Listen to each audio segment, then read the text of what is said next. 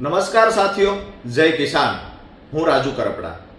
આવતી તારીખ એટલે કે 19/3/2026 સવારે 10 કલાકે તુલસીશ્યામ એટલે ગીર સોમનાથ જિલ્લાના તુલસીશ્યામ ભગવાનના દર્શન કરીને ખેડૂત સંકલ્પ યાત્રાની શરૂઆત થઈ રહી છે. દોસ્તો, ગુજરાતના ઇતિહાસમાં છેલ્લા 40 વર્ષથી બિન રાજકીય રીતે ખેડૂતોના ઉદ્ધાર માટે, ખેડૂતોનું ભલું કરવા માટે બિન રાજકીય રીતે છેલ્લા 40 વર્ષમાં ક્યારેય ન જોઈ હોય એવડી મોટી આ ખેડૂત યાત્રા સૌરાષ્ટ્રના દરેક જિલ્લાઓમાંથી પસાર થઈ રહી છે.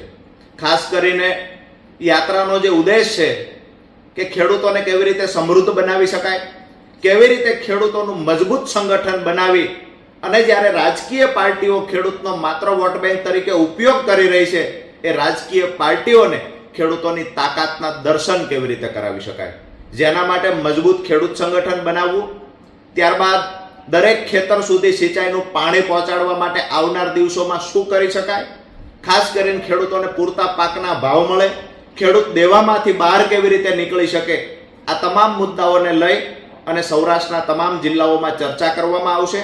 મજબૂત ખેડૂત સંગઠન બનાવવાના આશયથી તમામ તાલુકા, જિલ્લા અને તમામ વિધાનસભાઓની અંદર ખેડૂતોની એક સમિતિ બનાવવામાં આવશે. મહત્વની વાત એ છે કે લાંબા સમયથી ખેડૂતો માટે તમામ રાજકીય પાર્ટીઓ વાતો કરે છે, પરંતુ ક્યાંક ને ક્યાંક ખેડૂતોનો માત્ર વોટ બેંક તરીકે ઉપયોગ થયો હોય આવું દેખાય છે. તો મજબૂત સંગઠન બનાવી અને ખેડૂતોના યોગ્ય મુદ્દાના યોગ્ય નિરાકરણ માટે આગામી દિવસોમાં લડત લડશું. એના જ માટે દરેક તાલુકા અને ગામડા સુધી સંગઠનનો વ્યાપ વધારીશું. ખાસ કરીને યાત્રાનો જે રૂટ છે તો એમાં તુલસીશ્યામથી 19/3/2026 સવારે 10 કલાકે પ્રસ્થાન થશે. ત્યારબાદ રાત્રે સાવરકુંડલા ખેડૂત સભાનું આયોજન કરવામાં આવશે. એ જ દિવસે એટલે કે 19/3/2026 સાવરકુંડલામાં ખેડૂત સભા યોજાશે. ત્યારબાદ 20/3/2026 સાંજે 5 કલાકે અમરેલી સિનિયર સિટીઝન પાર્કના ગ્રાઉન્ડમાં ખેડૂત સભા યોજાશે, જેમાં ખૂબ મોટી સંખ્યામાં ખેડૂત અને ખેત મજૂરો ઉપસ્થિત રહેશે.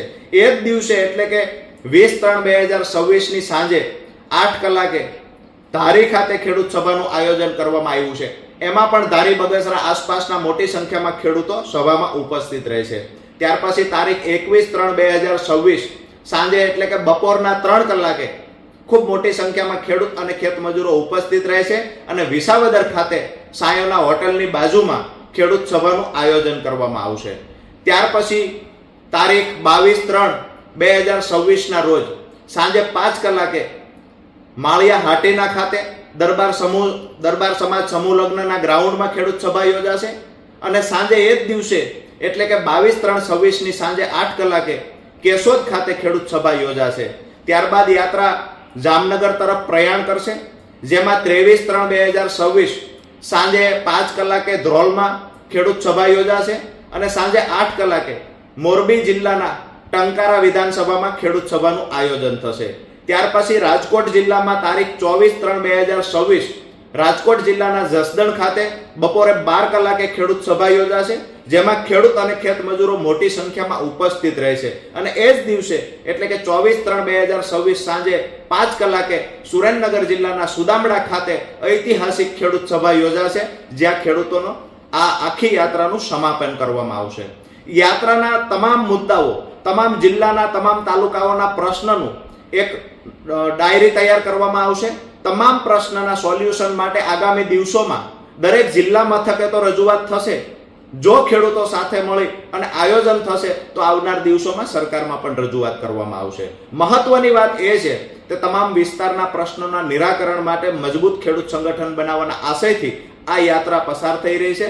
આ યાત્રા તમામ તાલુકા, જિલ્લાઓમાંથી નીકળી રહી છે. ત્યારે તમામ પત્રકાર મિત્રોને, ખાસ કરી સામાજિક ધાર્મિક આગેવાનોને અને જ્યારે બિન રાજકીય લડત છે, બિન રાજકીય આખો કાર્યક્રમ છે, ત્યારે ખેડૂતોને પ્રેમ કરનારા તમામ રાજકીય પાર્ટીના લોકોને પણ કહીએ છીએ કે યાત્રાને સફળ બનાવવા માટે ક્યાંક ને ક્યાંક જે કાંઈ મદદ થઈ શકતી હોય એ ખેડૂતો મોટી સંખ્યામાં ઉપસ્થિત રહે અને યાત્રાને સફળ બનાવવા માટે ક્યાંક ને ક્યાંક અમારો ઉત્સાહ વધારવા માટે થઈ અને આપ સૌ આગળ આવો. જય જવાન, જય કિસાન.